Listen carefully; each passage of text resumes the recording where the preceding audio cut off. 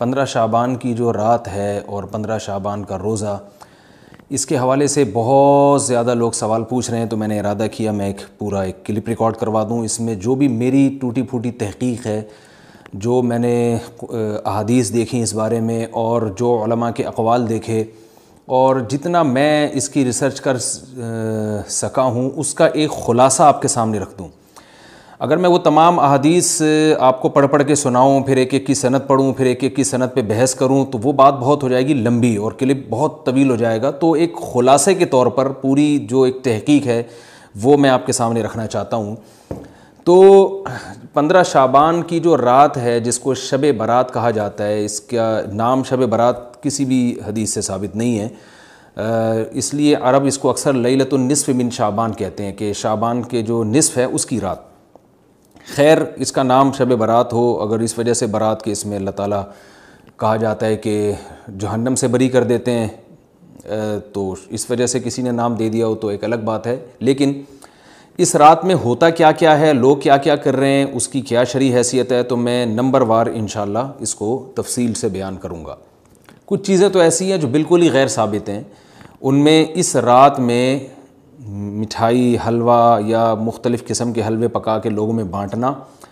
اور اس رات میں نہا دھو کے تیار ہونا یا اچھے کپڑے پہننا، ان دو چیزوں کو پہلے میں انشاءاللہ بیان کروں گا۔ دیکھیے، اسلام میں راتوں کے تہوار کا کوئی تصور نہیں ہے۔ اسلام میں جتنے بھی تہوار ہیں وہ دن کی روشنی میں ہیں۔ عید الفطر، عید الاضحیٰ، یہ ہمارے دو تہوار ہیں جس میں ہم سیلیبریٹ کرتے ہیں ایک دوسرے کو، یہ دن کی روشنی میں ہمیں بتائے گئے ہیں۔ غیر مسلموں کے تہوار رات کو ہوتے ہیں، جیسے عیسائیوں کے تہوار کرسمس آپ دیکھیں رات کو ہوتا ہے۔ تو اس کی وجہ یہ ہے کہ اسلام نے دن کی روشنی میں تہوار رکھے ہیں۔ بہت ساری حکمتیں اس میں ہو سکتی ہیں، پوری حکمتیں تو ہم نہیں جانتے، لیکن کچھ سرسری غور سے کچھ حکمتیں ہمارے سامنے آتی ہیں کہ رات کا وقت ایسی چیز ہے جو اللہ نے عبادت کے لیے بنایا یا آرام کرنے کے لیے، سونے کے لیے بنایا۔ رات میں اگر آپ سیلیبریٹ کریں گے کسی بھی عمل، یعنی کوئی خوشی منائیں گے، تو اس میں انسان کی گناہوں کی طرف توجہ زیادہ جاتی ہے۔ جیسے آپ دیکھیں کرسمس میں شرابیں پی جاتی ہیں، اور جو بھی غیر مسلموں کے تہوار ہیں اس میں بھی چراغاں ہوتا ہے رات کے وقت۔ تو جبکہ ہمارے ہاں جو عید الفطر ہے وہ دن کی روشنی میں ہم نماز پڑھ کے اس کی ابتدا کرتے ہیں۔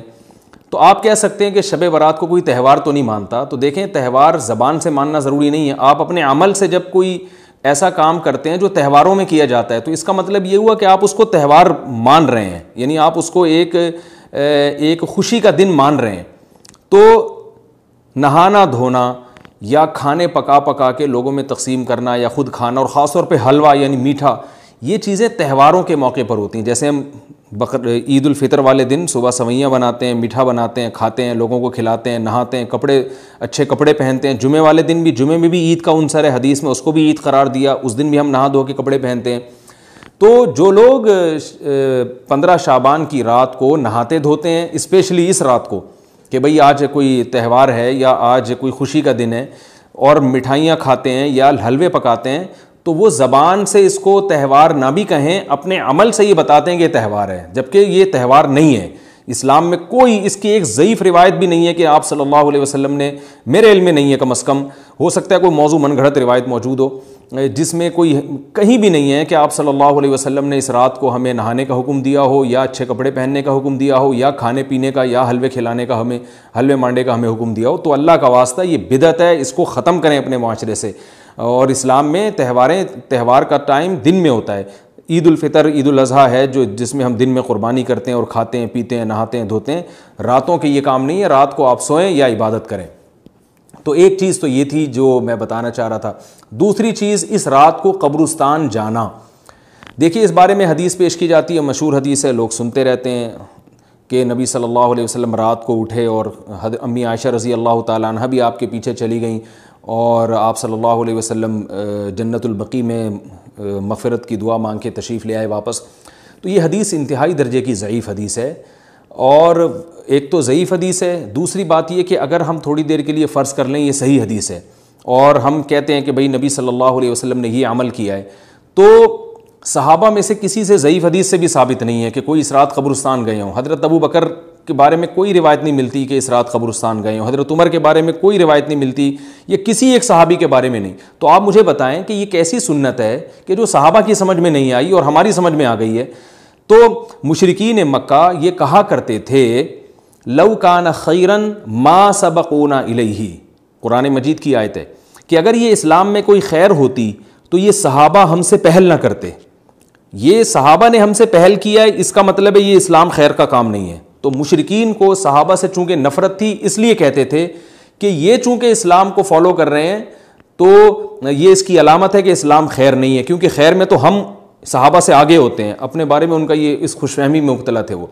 لیکن ہماری رائے کیا ہے، ہم یہ کہتے ہیں کہ لو کان خیرن لسبقونا الیہ. وہ کہتے تھے لا سبقونا، ہم کہتے ہیں لسبقونا، کہ اگر کوئی بھی خیر کا کام ہے تو صحابہ ہم سے ضرور اس میں پہل کریں گے. یہ ہو نہیں سکتا کہ خیر کا کام ہو ہم کریں اور صحابہ نے نہ کیا ہو. تو اسی طرح میں یہ عرض کرتا ہوں کہ دیکھیں اگر قبرستان جانا اس رات میں سنت عمل ہوتا تو صحابہ یقیناً جایا کرتے. کوئی ایک صحابی تو گیا ہو، یہ کیسی بات ہے جو صحابہ کی سمجھ میں نہیں آئی اور ہماری سمجھ میں آ رہی ہے اور ہم قبرستان جا رہے ہیں اس رات کو. چلیں اگلا اسٹیپ تھوڑی دیر کے لیے فرض کر لیتے ہیں کہ نبی صلی اللہ علیہ وسلم جو ایک رات قبرستان گئے، فرض کر لیں وہ حدیث بھی صحیح ہے، یہ بھی فرض کر لیں کہ صحابہ اگرچہ نہیں گئے مگر ہم صحابہ سے بھی زیادہ آگے نکلنے کی کوشش کرتے ہیں اور صحابہ کو سمجھ میں نہیں آیا ہمیں سمجھ میں آ گیا. تو چلیں فرض کر لیں تھوڑی دیر کے لیے کہ اس رات کو جانا ہم سنت مان لیتے ہیں، آپ کے دلائل ہم مان لیتے ہیں اور صحابہ کی سمجھ میں نہیں آئے لیکن ہماری سمجھ میں زیادہ آ رہا ہے، ہم فرض کر لیتے ہیں، مان لیتے ہیں کہ اس رات قبرستان جانا سنت ہے. تو آپ مجھے بتائیں نبی نے جو عمل جس طرح سے کیا ہو اس طرح سے سنت ہوگا یا آپ اپنی طرف سے، جس کو ہم پشتوں میں کہتے ہیں اخپل طریقے سے کرنا سنت ہے؟ نبی نے فجر کی 2 رکعتیں پڑھی ہیں اور ہر رکعت میں 2 سجدے کیے ہیں. آپ اگر فجر کی 3 رکعتیں پڑھیں گے تو کیا نماز ہو جائے گی آپ کی؟ اب آپ دلیل میں یہ کہیں کہ نبی نے فجر کی نماز پڑھی ہے تو مجھ پر بھی لازم ہے. تو بھائی نبی نے پڑھی ہے تو جیسے نبی کے پڑھنے سے آپ پر پڑھنا لازم ہو گیا تو جس طرح سے پڑھی ہے اسی طرح پڑھنا لازم ہوگا، اخپل طریقے سے پڑھنا لازم نہیں ہوگا. تو اسی طرح یاد رکھیں، فرض کر لیں کہ نبی قبرستان گئے ہیں اور یہ قبرستان جانا سنت ہے تو نبی کس طرح گئے ہیں اور کتنی دفعہ گئے ہیں؟ نبی رات کو چپکے سے اٹھ کے گئے ہیں، کوئی کسی کو آپ نے جمع نہیں کیا، کسی کو بتایا تک نہیں، جو اس حدیث سے پتہ چل رہا ہے ہمیں، اگرچہ یہ ضعیف حدیث ہے لیکن فرض کر لیں یہ صحیح ہے. تو کہیں پتہ بھی نہیں چل رہا، چپکے سے قبرستان گئے اور چپکے سے واپس آئے اور پوری زندگی میں ایک دفعہ گئے. جبکہ ہمارے ہاں ہر سال قبرستان میں لوگ جا رہے ہیں، جب بھی شب برات آتی ہے لوگ قبرستان جاتے ہیں ہر سال. نبی ایک دفعہ گئے اور آپ ہر سال جا رہے ہیں. نمبر 2، جاتے جتھوں کی شکل میں، نبی تو چپکے سے گئے ہیں. تو آپ رات کو 2-2:30 بجے ذرا چپکے سے اٹھیں اور تنہائی میں جب قبرستان میں وحشت ہو اور اندھیرا ہو اور وہاں قبرستان جائیں، اتنا دم ہے آپ میں، تو ہم کہیں گے بھائی آپ نے نبی کی سنت کو زندہ کیا ہے. لیکن آپ تو جتھوں کی شکل میں جا رہے ہیں، نہا دھو کے جا رہے ہیں، خوشبو لگا کے جا رہے ہیں، تیار ہو کے جا رہے ہیں، اور جو کچھ وہاں خرافات ہو رہی ہیں قبرستان میں وہ تو ساری دنیا کو معلوم ہے. میلے ٹھیلے لگے ہوئے ہیں وہاں پہ، گولے گنڈے بک رہے ہیں، برگر بک رہے ہیں، گول گپے بک رہے ہیں وہاں پہ، اور پھول الگ بک رہے ہیں، ہار پھول قبروں پہ چڑھانے کے لیے. کیا بدماشی ہے یہ، کیا منہ دکھائیں گے رسول اللہ صلی اللہ علیہ وسلم کو قیامت کے دن؟ آپ کے سامنے کیا وہ حدیث نہیں ہے کہ نبی صلی اللہ علیہ وسلم نے فرمایا کہ روایت میں آتا ہے کہ کچھ لوگ قرب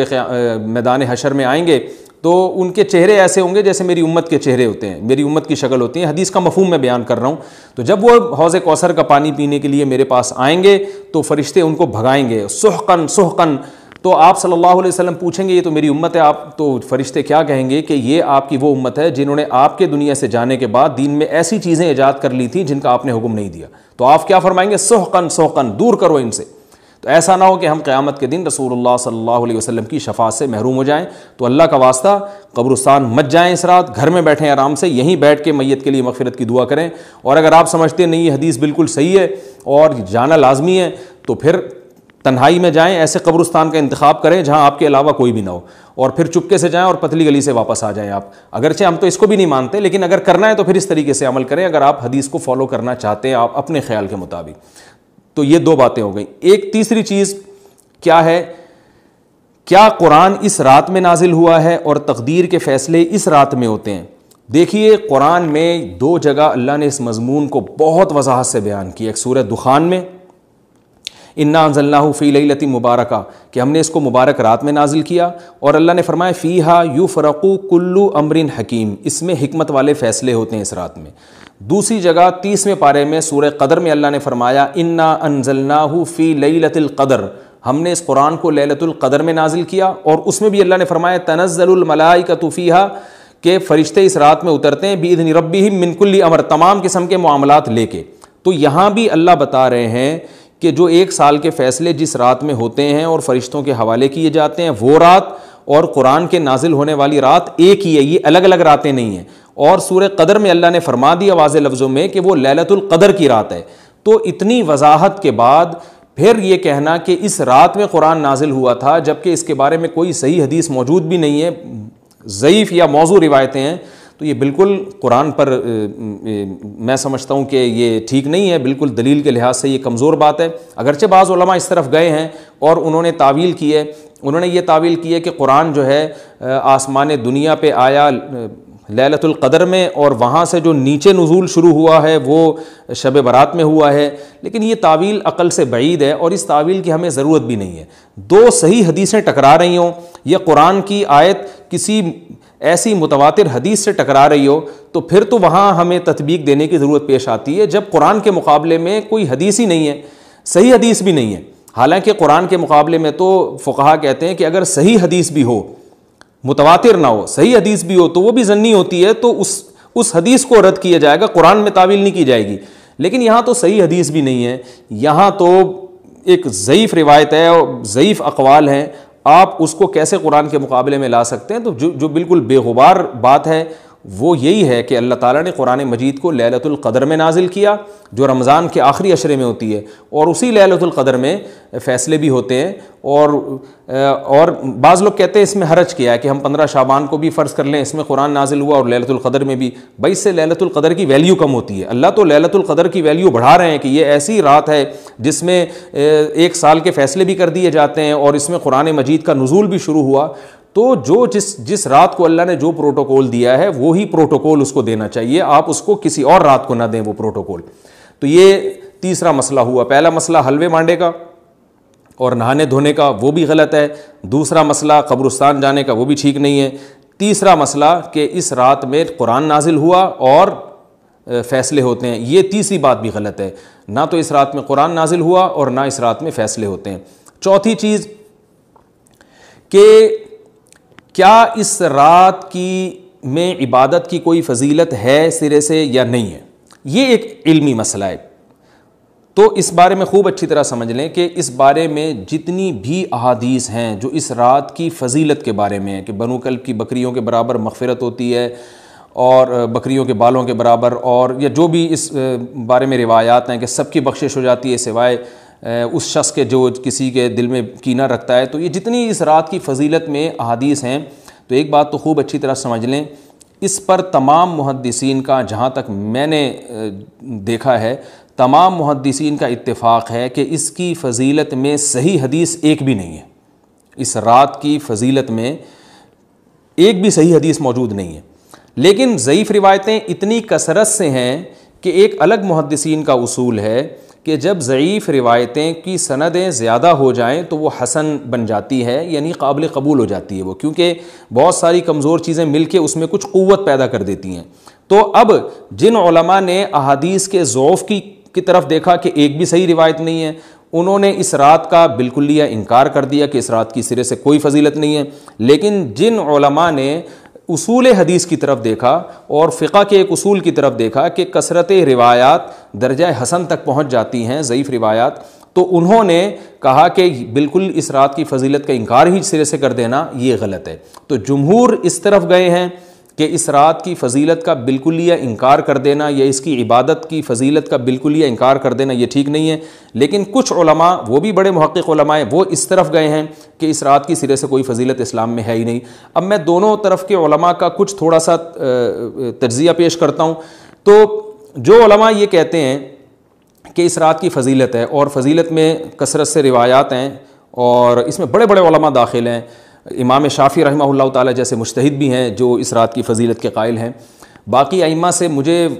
جو ہے نا امام ابو حنیفہ سے کچھ نہیں ملا اس رات کی فضیلت کے بارے میں، اور امام احمد ابن حنبل سے بھی مختلف روایات ملی ہیں، اس لیے میں جزم سے کسی اور امام کے بارے میں نہیں کہہ سکتا، لیکن امام شافعی سے بہرحال اس کی فضیلت صراحتاً منقول ہے، اگرچہ انہوں نے بھی اعتراف کیا ہے کہ اس کی روایات کے بارے میں جتنی اس بارے میں روایات ہیں وہ ضعیف ہیں، لیکن وہی ایک اصول ہے کہ جب ضعیف روایات بہت کثرت سے ہوتی ہیں تو درجہ حسن تک پہنچ جاتی ہیں۔ تو اس اصول کے تحت جمہور اس کے قائل ہیں کہ اس رات میں عبادت اگر ہم کرتے ہیں تو دوسری راتوں کی نسبت ہمیں ثواب زیادہ ملتا ہے، لیکن جو بعض دوسرے علماء جو بالکل ہی اس رات کی فضیلت کے منکر ہیں، ان کے دلائل میں یہ ہے کہ یہ بات اگرچہ درست ہے کہ اگر ضعیف روایات کثرت سے ہوں تو وہ درجہ حسن تک پہنچ جاتی ہیں، لیکن وہ کہتے ہیں کہ کچھ قرائن ایسے ہیں جن قرائن سے پتہ چلتا ہے کہ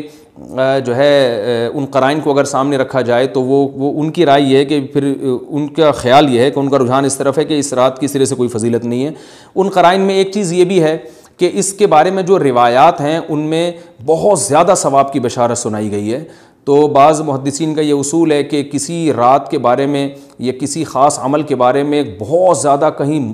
غلو ہوتا ہے یا مبالغہ ہوتا ہے، غلو تو نہیں کہہ سکتے، تو یہ خود ایک اس طرف اشارہ ہوتا ہے کہ یہ ایک ذوف ہے، اگرچہ یہ کوئی اتنی مضبوط بات نہیں ہے، لیکن بہرحال جو علماء اس کی فضیلت کے بالکل منکر ہیں ان کی ایک دلیل میں آپ کے سامنے پیش کر رہا ہوں۔ دوسری بات یہ ہے کہ جو علماء اس کی فضیلت کے بالکل بھی قائل نہیں ہیں ان کی ایک بڑی دلیل یہ بھی ہے، جن میں ہمارے شیخ حضرت مفتی رشید احمد صاحب رحمہ اللہ تعالیٰ بھی تھے، اگرچہ انہوں نے اس بارے میں کوئی صراحتاً فتویٰ نہیں دیا، لیکن وہ یہ اشکال ظاہر کیا کرتے تھے کہ شریعت میں جب بھی کسی وقت کی یا کسی خاص رات کی کوئی فضیلت آتی ہے تو اللہ تعالیٰ اس کو جو ہے وہ اس کا صحیح ٹائم نہیں بتاتے بلکہ اس میں اختلاف ڈال دیتے ہیں۔ اس کی مثال ایسے جیسے جمعے کے دن حدیث میں آتا ہے کہ ایک وقت جمعے میں ایسا آتا ہے جس میں دعا لازمی قبول ہوتی ہے، اب ظاہر ہے وہ بڑا فضیلت کا وقت ہے، تو وہ وقت ہمیں متعین طور پہ بتایا نہیں گیا ہے، اس لیے علماء کا اس میں اختلاف ہوا، بعض نے کہا عصر کے بعد، بعض نے کہا کہ 2 خطبوں کے درمیان۔ لیلۃ القدر کو دیکھ لیں، لیلۃ القدر کی فضیلت میں قرآن بھی ہے، بہت ساری احادیث ہیں، لیکن لیلۃ القدر کی رات ہے کون سی یہ اللہ نے اس میں ابہام ڈال دیا۔ طاق راتوں میں 21 بھی ہو سکتی ہے، 23 بھی ہو سکتی ہے، بعض بلکہ حدیث سے 22ویں رات کا بھی ہونا ثابت ہے، زیادہ امکان 27ویں رات کا ہوتا ہے، تو وہ متعین نہیں ہے۔ تو جو علماء کہتے ہیں اس کی سرے سے کوئی فضیلت ہی نہیں ہے، ان کا رجحان وہ ان کی ایک یوں سمجھیں کہ دلیل تو نہیں لیکن ایک استئناس کہتے ہیں اس کو، کہ اس سے ان کے اس نظریے کو تقویت ملتی ہے کہ اگر یہ اس کی اتنی زیادہ فضیلت ہے تو اس کی تعیین میں اختلاف بالکل بھی نہیں ہے، تو یہ وہ کہتے ہیں کہ یہ مزاج شریعت کے خلاف ہے۔ اور تعیین میں اختلاف ہوتا کیوں ہے؟ علماء نے بیان کیا اگر لیلۃ القدر کو متعین طور پہ بیان کر دیا جاتا نا کہ یہی لیلۃ القدر ہے تو بہت ساری اس میں جو ہے نا حکمتیں فوت ہو جاتی، جن میں ایک یہ بھی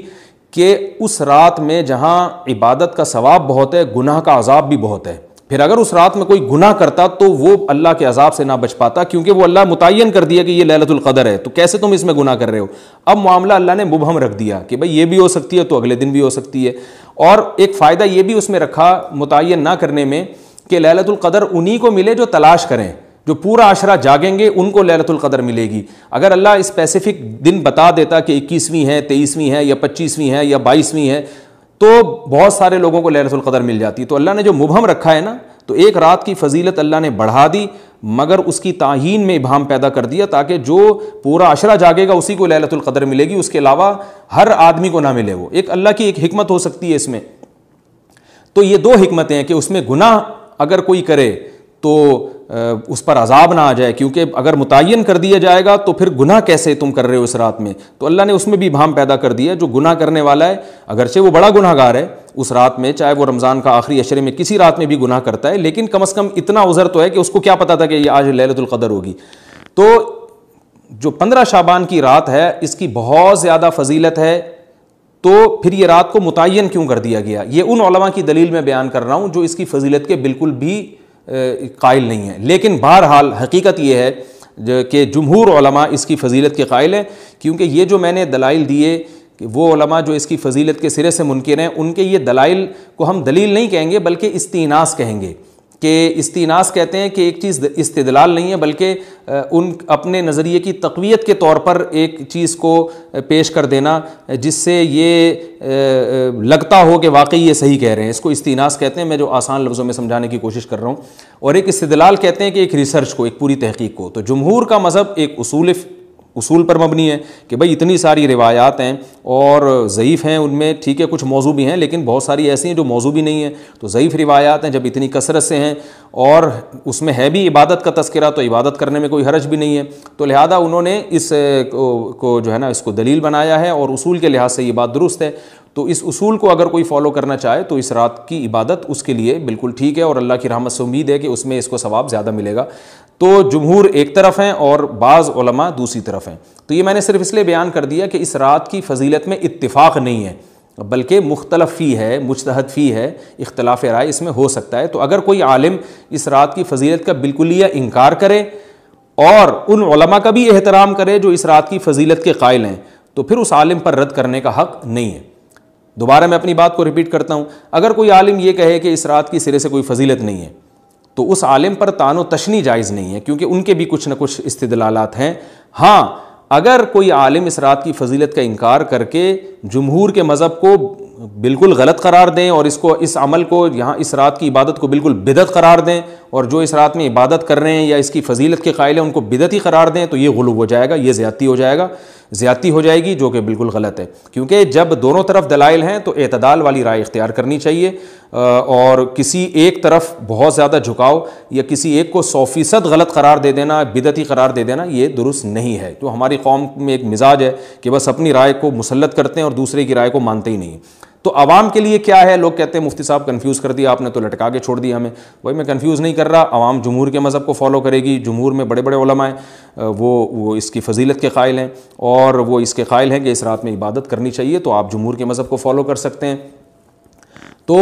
اب یہ بات تو ہو گئی جمہور کا مذہب، میں نے آپ کو بتایا کہ وہ اس رات میں فضیلت کے قائل ہیں کہ اس رات میں عبادت کرنی چاہیے، لیکن کیسے کرنی چاہیے اس پر تمام علماء کا اتفاق ہے کہ مسجد میں جتھے بنا کے جانا یا اجتماعی عبادت کرنا یہ بالکل بدعت ہے، بالکل ناجائز ہے۔ اسی طرح کوئی مخصوص قسم کی نماز پڑھنا کہ پہلی رکعت میں یہ والی صورت تو دوسری میں یہ والی صورت تو تیسری میں یہ والی صورت، یہ بالکل بدعت ہے۔ صلاۃ التسبیح کی جماعتیں بدعت ہیں۔ تو ایک ہی راستہ ہے آپ کے پاس، آپ عبادت کرنا چاہتے ہیں تو انفرادی طور پر ایسے عبادت کریں جیسے عام دنوں میں آپ عبادت کرتے ہیں، یہ ویسے ہی نماز پڑھیں جیسے عام دنوں میں نماز پڑھتے ہیں، کوئی مخصوص صورتیں مخصوص رکعتیں نہیں ہیں، جتنی اللہ توفیق دے تنہائی میں آپ 2 رکعتیں، تہجد کی 4 رکعتیں، 6 رکعتیں، 8 رکعتیں، 16 رکعتیں، جتنی اللہ توفیق دے آپ رات کو کھڑے ہو کر